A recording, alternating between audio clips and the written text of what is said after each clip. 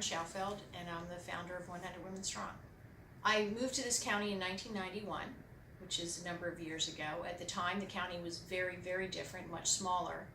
And as I saw the county growing, there was a lot of emphasis on business development and jobs and the business environment, but not a lot, in fact, almost nothing around the human service needs of having this county, which has continued to be one of the fastest growing counties in the nation.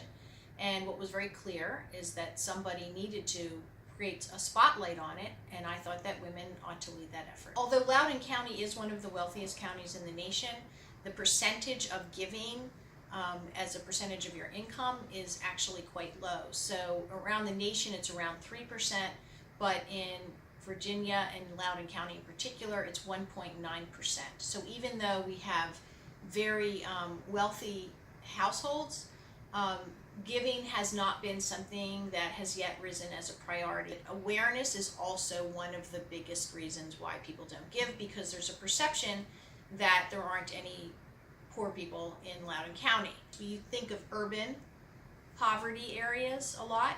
The reality is that rural poverty is something that's come to the forefront. It's not that it didn't exist, it's just that there wasn't awareness around it.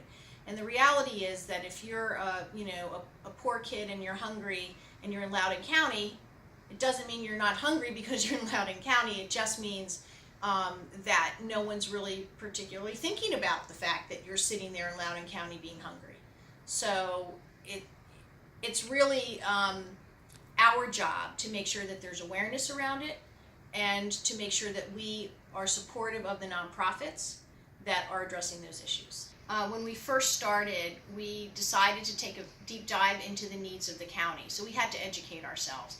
And we learned about many of the nonprofits and the good work that they're doing. So the competitive grants that we give out yearly, those are still something we care very much about and are really important to the community.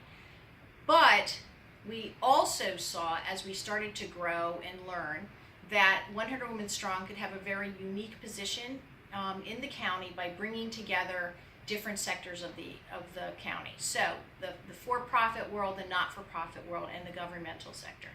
And when we looked at it that way, we saw that it was our job not just to create awareness, but to try to bring some strategy around how to solve problems as opposed to just band-aid problems.